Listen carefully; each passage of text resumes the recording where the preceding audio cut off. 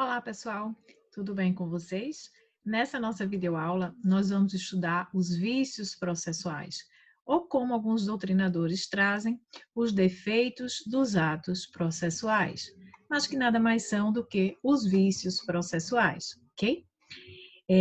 Eu já informo de início a vocês que é interessante, antes de vocês assistirem essa nossa videoaula, que vocês assistam aqui no nosso canal uma outra videoaula referente aos atos processuais. Então é interessante que primeiro vocês assistam a videoaula referente aos atos processuais, para depois vocês se aterem sim a essa videoaula sobre os defeitos, ou seja, os defeitos do ato processual, os vícios dos atos processuais. Vamos lá? Então, de início, eu tenho para falar para vocês o seguinte, que o ato processual, ele exige uma forma específica, né? Então, quando essa forma específica, ela não é observada, ela não é atendida, a eficácia do ato processual, ela pode vir a ser comprometida. Ok? Lembrando para vocês que, até que seja declarado a ineficácia, por exemplo, a nulidade de um ato processual, ele é eficaz, tá? E que essa declaração, ela tem que ser sempre feita pelo juiz. Então, até que se tenha uma declaração de ineficácia através de uma nulidade de um ato processual, aquele ato processual, ele é eficaz. Então, quando nós falamos dos defeitos dos atos processuais, ou seja, dos vícios dos atos processuais, nós estamos afirmando que os atos processuais, eles têm sim uma forma exigida, para que traga segurança jurídica no processo. Quando essa forma ela é inobservada, ela pode acarretar alguns efeitos, tá certo? Eu vou ler um trechozinho aqui que tem de uma doutrina que eu gosto muito, que é justamente de Cândido Rangel Dinamarco, tá? Que ele faz, de Ada Pellegrini, que ele fala exatamente isso. Vamos lá. A eficácia dos atos do processo depende, em princípio, de sua celebração, segundo os cânones da lei, sistema de legalidade formal, princípio da legalidade, gente. A consequência natural da inobservância da forma estabelecida é que o ato fique privado dos efeitos que ordinariamente haveria de ter. Ou seja, o ato, quando ele possui algum vício processual, ele fica prejudicado em sua eficácia. E, para tanto, a gente vai seguir em passo seguinte, trazendo para vocês as principais classificações dos atos processuais no que tange aos defeitos dos atos processuais, ok? Então, quanto às irregularidades dos atos processuais, poderemos classificá-los em 4 categorias. A primeira dela, que seria a irregularidade sem maiores consequências, tem também as irregularidades que ocasionam sanções extraprocessuais e temos as nulidades, onde essa nulidade pode ser absoluta e essa nulidade pode ser relativa. Então, vamos passo a passo entendendo cada um.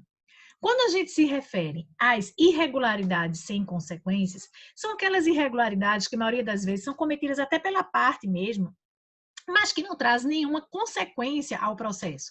É o caso, por exemplo, da parte fazer uma petição, por exemplo, se utilizando de abreviaturas.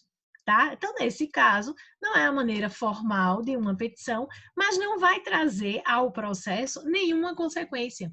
Por isso que a gente chama de irregularidades sem consequência, ok? Vou ler também aqui para vocês a passagem que eu tenho também do livro de Ada Pellegrini, que é muito interessante. Então, vamos lá. Entre as irregularidades sem consequência, indicam-se, por exemplo, o uso de abreviatura nos termos processuais, termo lavrado com tinta clara ou lápis, denúncia oferecida além do prazo. Então, são exemplos, por exemplo, que eu trago aqui para vocês de irregularidades sem consequência. No que tange às irregularidades, ou seja, as que trazem sanções extraprocessuais, a gente tem, por exemplo, as várias situações onde tem retardo pelo juiz dos atos do juiz.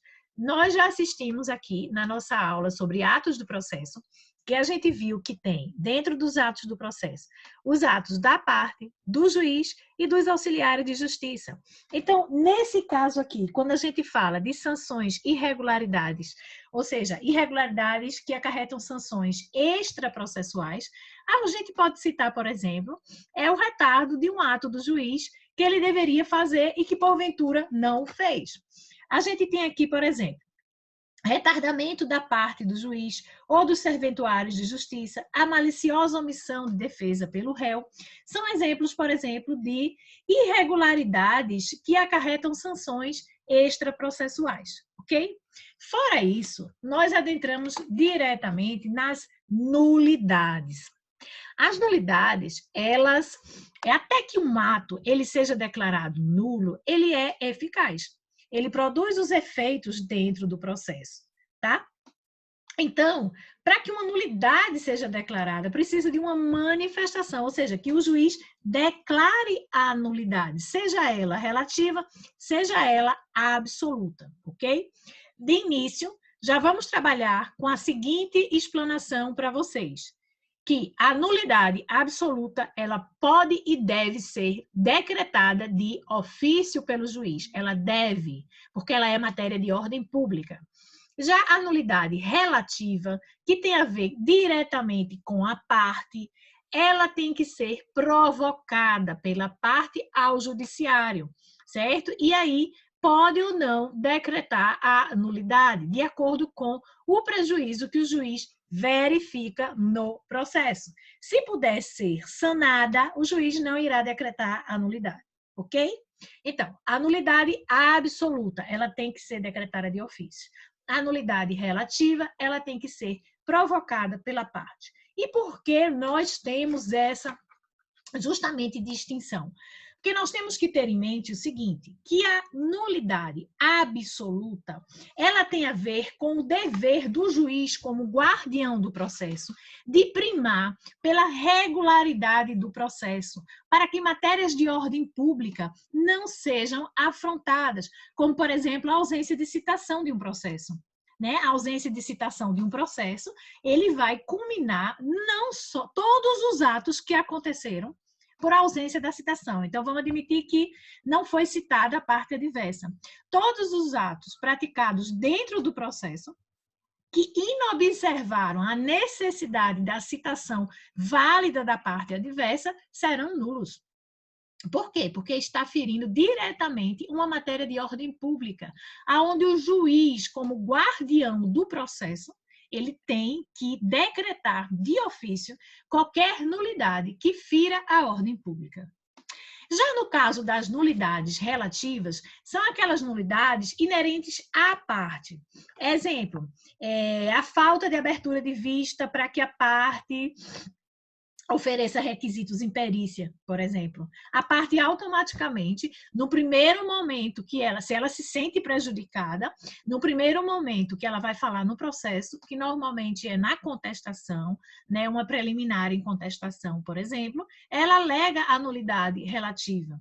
E aí o que deve fazer o juiz? O juiz, se ele puder suprir aquela nulidade, ou seja, no caso, abrir prazo de vista para que a parte se pronuncie, ele vai fazer. Então, nem sempre a nulidade relativa, ela vai ocasionar a nulidade em série dos atos do processo. Ok, gente? Então, a gente vai seguindo aqui, vamos continuar falando sobre as nulidades absolutas e relativas, que dentro desse assunto eu considero como o tópico de maior importância. Outro ponto interessante, que cai muito em prova de concurso, e por que não na nossa provinha, isso para os meus alunos aqui, é o seguinte, que nem sempre a nulidade relativa, ela vai ocasionar a ineficácia do ato. Porque, por exemplo, nós temos um ato que muitas vezes ele está eivado de nulidade relativa, mas a parte, no primeiro momento que ela tinha que falar no processo, ela não alegou essa nulidade relativa, que tem que ser provocada pela parte. Ela não alegou. Então, o que é que acontece? Aquela nulidade relativa, ela vai convalescer. A parte não vai poder alegar posteriormente.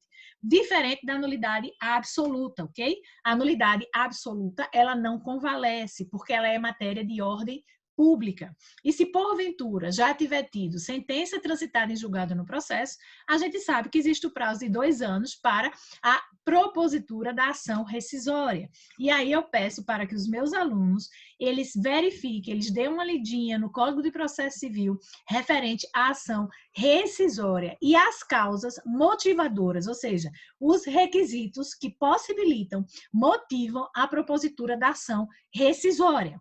Tá certo? Que a maioria é matéria de ordem pública. Então, é interessante que os ouvintes e os meus alunos, eles estudem a ação rescisória. Basicamente, as motivações da ação rescisória. Quais são as matérias que são matérias objeto da ação rescisória, ok? Então, resumindo aqui para vocês, as matérias que são de nulidade relativa, elas que é inerente à parte, que a parte tem que provocar o judiciário, né? Não é de ofício que o judiciário decreta. Caso a parte, por exemplo, ela não informe ao juiz, né? Provoque o judiciário para que ele declare essa nulidade relativa do ato, então vai se convalescer. E ela não vai poder alegar em outra oportunidade processual. Diferente da nulidade absoluta, que não convalesce, sendo esta matéria de ordem pública, ok? Mesmo havendo sentença em trânsito em julgado, ou seja, a sentença já transitada em julgado, nós sabemos que cabe a ação rescisória. E por isso, muito importante se faz que se analise as ações rescisórias e os requisitos da ação para se propor a ação rescisória, ok? Então, aqui, continuando para vocês, e aí eu chamo a atenção para os meus alunos que já recebeu o material via slide desse assunto, onde tem toda a fundamentação legal referente a este assunto, e tem também um esquema, né, dos principais pontos, das principais características, dos principais requisitos para a nulidade absoluta e relativa. Então, eu vou citar aqui para vocês. A nulidade absoluta, vamos lá? Fere norma processual de interesse público, como nós já vimos aqui. Exemplo, uma ausência de citação válida no processo. Todos os atos posteriores, pelo fato de ter havido a ausência de citação válida, eles serão nulos, e se trata de matéria de ordem pública que deve ser decretada pelo juiz de ofício, ok? Jamais preclui, como eu já falei para vocês, ou seja, não convalesce esse vício. Salientando para vocês aqueles vícios realmente bem mais graves, que é quando uma sentença transita em julgado e cabe-nos no prazo de 2 anos, a gente propor ação rescisórias, mas são em casos específicos, são vícios considerados bem mais graves, ou seja, vícios suficientes para que você venha questionar uma sentença transitada em julgado, ou seja, uma sentença que já fez coisa julgada material e formal. Então, assim, tem que ser vícios realmente considerados graves, o que chama mais uma vez a atenção para o estudo da ação rescisória e suas motivações. Vamos lá em relação ainda à nulidade absoluta. A parte pode alegar também a nulidade absoluta, mas, via de regra, ela deve ser reconhecida de ofício pelo juiz em qualquer fase e tempo do processo. A nulidade relativa, só para a gente esquematizar direitinho. Fere norma processual de interesse particular, por isso que a gente diz que é inerente à parte, e por isso que a parte é que tem que provocar quando ela se sente lesada em seu direito processual. Como eu já citei aqui para vocês, a falta de abertura, por exemplo, para oferecer quesitos, né, para a perícia, é um exemplo, por exemplo, né, a produção de provas e outros. Então, a nulidade, nesse caso da nulidade relativa, como eu já falei aqui para vocês também, ela só vai ser decretada se o juiz não conseguir, vamos dizer, consertar isso no processo. Ou seja, se realmente restar provado de que houve prejuízo para a parte. Diferente da nulidade absoluta, que essa sim, por ser matéria de ordem pública, todos os atos posteriores, eles serão nulos de pleno direito. Ok, gente? Outro ponto interessante para nós finalizarmos essa nossa aula é uma observação que consta nos slides, no material que eu passei para os meus alunos, que é justamente isso. Prestem atenção. Havendo a nulidade absoluta ou relativa não sanada, deve o juiz fazer com que o ato seja novamente praticado ou corrigido. Ok, gente? Com isso, a gente finaliza a nossa videoaula sobre os principais defeitos e vícios processuais. Aqui, eu peço encarecidamente aos meus ouvintes e aos meus alunos, como nós estamos estudando processo, no caso, processo civil, teoria geral do processo, vocês têm que estudar com o Vademecum do lado, o nosso Código de Processo Civil. E sempre fundamentar todos os assuntos que nós estamos verificando nas nossas videoaulas no Vademecum, no Código de Processo Civil, ok? Os meus alunos já possuem o material que eu passei através de slides, onde tem tanto o conteúdo esquematizado, como também a fundamentação legal. O que nada impede que eles estudem outros artigos, sim, do Código de Processo Civil, como, por exemplo, eu citei já aqui, estou citando mais uma vez de forma reiterada, a necessidade de se compreender os vícios que levam à propositura de uma ação rescisória. Ok, gente? Então, eu agradeço a vocês, né? Mais uma vez a companhia nessa videoaula. Se vocês gostaram, compartilhem, deixem o like de vocês, ativem as notificações, se inscrevam em nosso canal e, por que não, simbora estudar direito?